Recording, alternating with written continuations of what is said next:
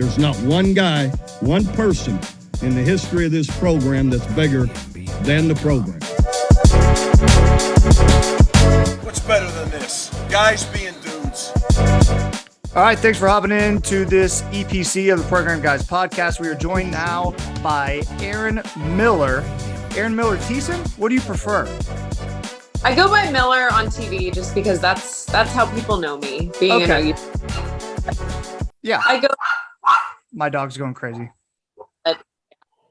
It's tough. It's tough, like going by a name and then changing that name, I feel like. It is. And my husband gets it. Just like the industries that I work in, it would be hard just to lose the last name. So I hyphenated it. So I use both. But most of the time on TV, it's just Erin Miller. Well, no worries. For anyone who's listening who doesn't know, I'm good friends with Erin's husband, Hunter Thiessen. Grew up with the kid. He's not a kid anymore. Golly, he's like 27 years old now or something like that. It's kind of wild. But we wanted to have Erin on. She works with ESPN and Sooner Sports.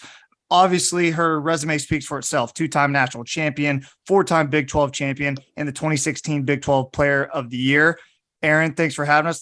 The first question that I have for you is, you were part of 2 national titles. How does this team compare to your teams when you were playing?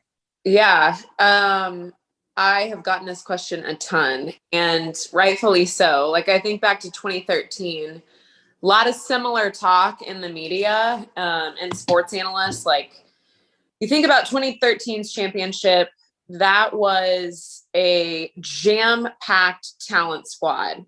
Kalani Ricketts was probably arguably one of the best arms we've ever seen come through collegiate softball. Jessica Schultz was a phenom behind the plate. We had Brianna Turang at the time, who is still probably the fastest teammate I've ever played with. She was a dual athlete, played soccer at Oklahoma and played softball. She's actually married to a punter, I think. Who's he with? He was at OU. You should know this. Cressway. There you go. There he is. Yeah. Got it. I just think back to that 2013 team. We had lost in the finals the previous year to Alabama. That was the big whole rain drama where it was raining in the championship game, and I think that fueled the fire for the tour day success in 2013 but it was a different type of talent compared to the talent we saw this season. Like, this season was suffocating. That's the only word that comes to mind when you watch that team. It's like there's no relief in the lineup. There are 5 players that have double-digit home runs. That's ridiculous. To think that those numbers even exist is ridiculous to even say out loud. And I've seen, called, and played a lot of softball. And what I witnessed the team do this year is still hard for me to fathom, and I'm still kind of wrapping my brain around it. So it's really hard to compare the two because I think they dominated in very different ways. I think we were very pitching dominant. We had great offense in 2013, but we just had a force in the circle. And Jordy Ball was hurt this year, right? I mean, we saw her play up until the Big 12 tournament, and we didn't really get to see her dominate on the big stage. So I'm really eager to see what this team will come back and do next season.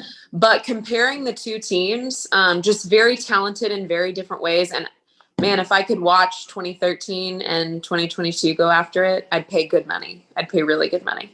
I love how we're just a couple of days removed from a national title, and Erin and the rest of Sooner Nation are already thinking about the next year chase for a title. Oh yeah. It's like, well, and just what could Jordy Ball be next year? Just immediately. Further than that, Tiare Jennings and Jada Coleman are freaking sophomores. They have 2 more full seasons. Like, every time I watch them, I always have to remind myself that they are young and that they still young pups, and they're not even to the peak, I don't think, of their talent level yet, which is scary. Very scary. I wanted to get your thoughts real quick. Obviously, Jocelyn Allo is going to walk away with pretty much any hitting record you could think of. Yeah. You played with a girl whose record she mostly broke in Lauren Chamberlain, and Lauren Chamberlain, until Jocelyn got there, was the most impressive softball player that I had ever seen. Can you compare and contrast for people who may not really understand how difficult it might have been for Jocelyn to break those records? It's huge. I even think if you watch the cover story that ESPN did on Jocelyn, it really talks about her journey from freshman year up until her super senior year due to COVID. And there were moments where she kind of had to step out of the game, because that's a huge spotlight to be in. When she had her freshman season and blew through a single season record, that was immediately the storyline. Is she going to be the next Lauren Chamberlain? Is she going to break the home run record? While you love that conversation and you want to celebrate it, that is a ton of pressure for an 18-year-old to comprehend and then turn around and play through. I mean, there's a reason you hear about sophomore slumps. It's because it's really hard to come back and do it again. The expectation, the bar continues to get higher and higher and higher. And at one point in her sophomore year, she had to take a step back from the game. Coach Gasso was like, you need to go figure it out. You need to step away. You need to breathe. She wasn't a good teammate at the time. And it was just very here for her. And so I think when she came back from that, the perspective shifted. Lauren went through the same thing. I can remember my junior year, her senior year, when she broke the record, like, we're best friends. She was in my wedding. We're BFFs. We talk every day. And I can remember as her best friend, and more importantly, as her teammate in that space in her senior season, it was such a mind game for her. I mean, at that point, I think she was like 3 or 4 home runs away from breaking the record. And I'll never forget, I can't remember, we were in North Texas. We're playing somewhere out of state. And she watched 3 straight strikes go down the middle of the plate. Lauren did. And I remember she came back to the dugout and she was like, I am overthinking everything. Because at the time they were walking her like crazy, similar to what we saw Jocelyn, this year. And so you start to, the wheels start to turn and you can just see the steam coming out of the ears. And I love the fact that Jocelyn had Lauren, being a Sooner sister, being from the same program. Jossie had Lauren to lean on when those times got tough. And what's so cool is that was the record to be broken. Like, Lauren was holding the record and she could help Jocelyn maneuver through the mental side of this game. It's not easy. And you and us 3 could sit on here and raw and rave over a record, but what we don't understand is the weight and the pressure of the journey to get to that point. Because it's a very treacherous journey with a lot of pressure and a lot of outside talk. And I feel like both of those women did a spectacular job looking towards each other in order to keep that record in the program, which I'm really proud of. It really seems like Lauren was a 1 of 1 until Jocelyn made it a 1 of 2, right? And then has Lauren in her corner, rooting for her and cheering her on and giving her advice that literally no one alive can give except for her, right?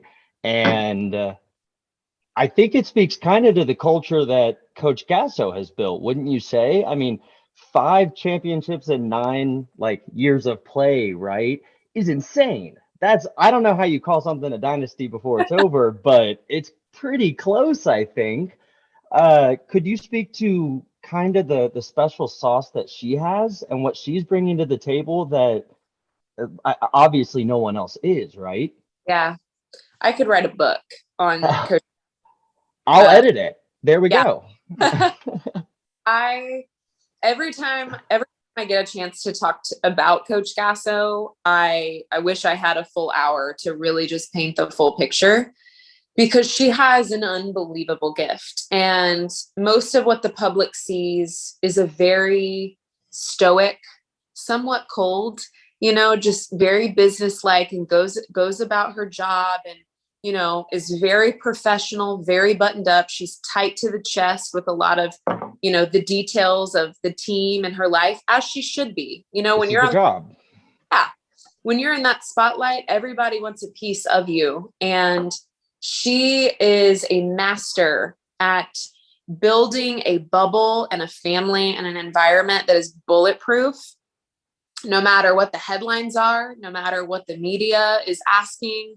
The analyst, I'm an analyst. I'm asking those questions now. I'm trying to penetrate that bubble to learn the who's who and the what's what.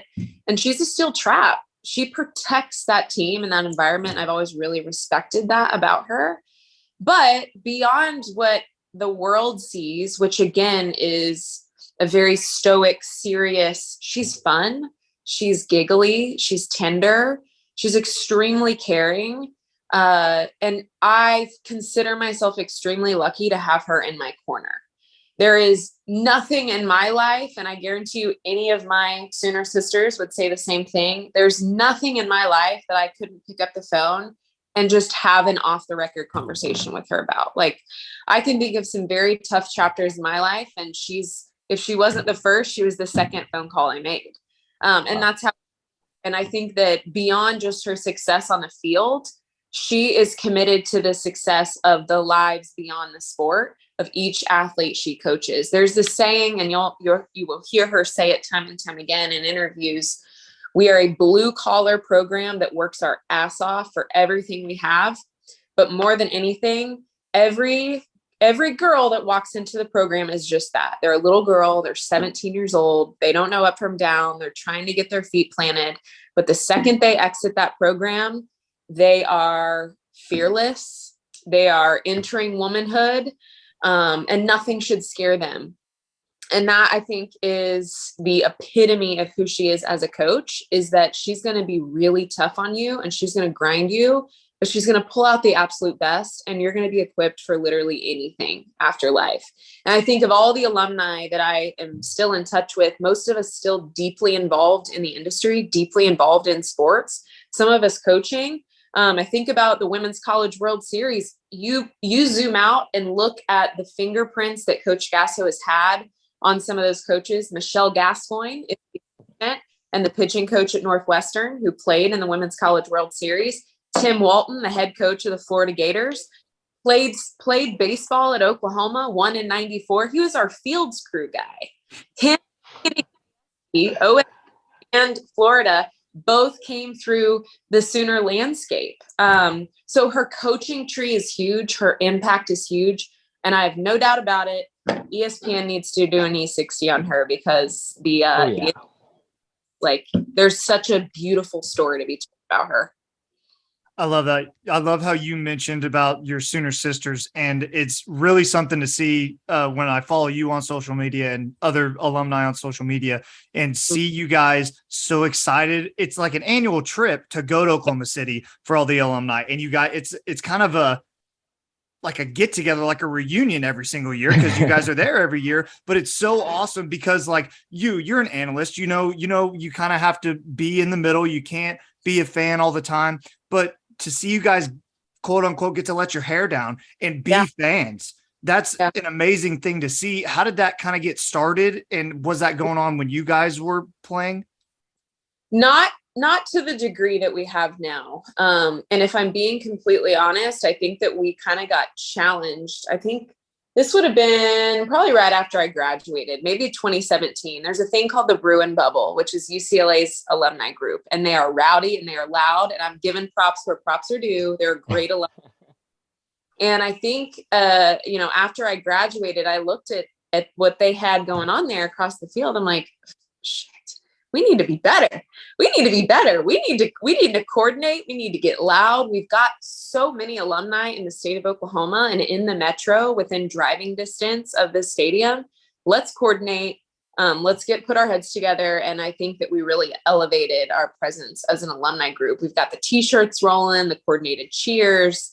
But you mentioned it, like, Mason, I think that it's a time for us to take a lot of pride in the blood, sweat, and tears that we've put into the program, because you don't just get to show up there. You don't wake up one day and have a program that's won 5 championships in the last 9 years. It builds, it's momentum. It's all of that continues to keep the wheels going. And so I think that even more than what those girls are doing on the field, it's a collective effort of the alumni, those who came before, showing up, cheering on the future, and just taking pride in what we've built as an entire dynasty. Year and year and years go by, and we're committed to keeping that train moving. Go ahead. And Mark. it really doesn't. No, it really doesn't happen without everyone keeping the train on the tracks that way. Because the women in the dugout now will see y'all there, and then when they graduate, if they're in driving distance, they're going to be here too. Right? The thing keeps itself going through someone like Coach Gasso having such an important impact with all of y'all. and everyone in the door having that kind of commitment from your years all the way through now. Every year we're there and we have the girls to get there, and that's not an accidental thing, right? Yeah, I'm already excited to see how Jocelyn Allo is going to be in the alumni section. I'm ready to stand next to her in the front row and scream our heads off. It's going to be really fun. Yeah. And I think it's something that they look forward to as well, especially the ones that are just a year removed. Like, they played with those girls. And I can remember after I graduated, it's different when you still have teammates on the field that you've gone to war with. That's a different level of involvement and engagement and cheering and excitement. I'm now, 7 years removed, 6-7 years removed. But for Jocelyn, like, she's won championships with those girls. So I can only imagine what it's going to be like for her next season, for the chance to maybe three-peat. I promised you we'd get you out of here in about 15 minutes. So I got one more question for you. I asked Chris Plank this a while ago, and this was in the middle of the season. And I said, this team has the ability to be not only just the greatest OU softball team, but the greatest OU athletics team period ever. And Chris said that if they win in June, that you'd be hard pressed to make an argument against that. So now I ask you the same question. Can you think of an OU? You were a part of the program. You were around OU athletics for 4 years. You saw the football teams, basketball teams, all that stuff. In my opinion, there's not a team that played at OU that was more dominant or better than this year's team. No, I really think the only team that sticks out to me, or program, would be women's gym. I think that they have a lot of dominance and have made a huge case, and have had a lot of athletes that have been tremendously successful at the next level, both professionally and at the Olympic level. But as a body of work, the statistics, the storylines, like Jocelyn's storyline, I have goosebumps because I'm like, Jocelyn's storylines are storybook. The fact that she broke the record in Hawaii, she hit a home run her last at bat on Marita Hines Field. I don't know how many times she went yard at the Women's College World Series. Like, the record now is infinity. I think 123 home runs. Good luck. Going to be able to even see that. We went from 95 to 123 bombs. Ridiculous. The run rules. Where did we end up? 40 run rules. I mean, in 60 something wins, it's hard to fathom what we just witnessed. And to be quite honest, I don't think us three it hasn't even hit us. It'll take years from now to look back and go, damn, we really witnessed greatness. And I was there to see it firsthand. We can only imagine, in the grand scheme of things, like, how this team will write history in the history books. But I agree with you. I do not think there has been a team come through the OU athletic department as dominant and as storybook and as romantic. Like, that team was just, you can't help but feel romantic about softball watching them. They're just a delight to witness. I'm sad that we graduated some of the best to come through the game, but really happy they were in an OU uniform. Man, we're lucky. Okay, I actually have one question Go. real fast, Mason. We're kind of starting a campaign here. Once they build the new softball facilities, they have to put a Jocelyn Allo statue across the street, right? We need to look, what program deserves it more, and who deserves it more than her? Hey, No. I'm okay with the Lauren Chamberlain statue as well. We should. Oh, for sure. We need them all. If we're going to They're give on the Heisman group text. We're starting it. Oh no, we lost her. God's trying to. Gotcha. I agree. I think I might know somebody that might be in charge of putting statues up, and we could make a little. Perfect. Perfect. That's all I want to hear. We need 3, because we need a Gasso, we need a Chamberlain, and we need a Jocelyn Allo. And you know what? A Big 12 Player of the Year might need one too. I'll put an Erin statue there. Hey, I'm 100% for it. Probably look better than the Baker one. Let's be real. Okay. Yeah. Yeah. Well, Erin, we appreciate you coming on. As always, your expertise is really, really appreciated. And thank you for jumping on with us for this EPC. Any social media you want to plug, anything about that? Yeah, follow me, Twitter, Instagram. I'm all over, very deep in the weeds with all the softball content during season. Yeah, look for me on your TV. You'll see me calling college softball games next season. Perfect. As always, thank you so much, Erin. Thank you.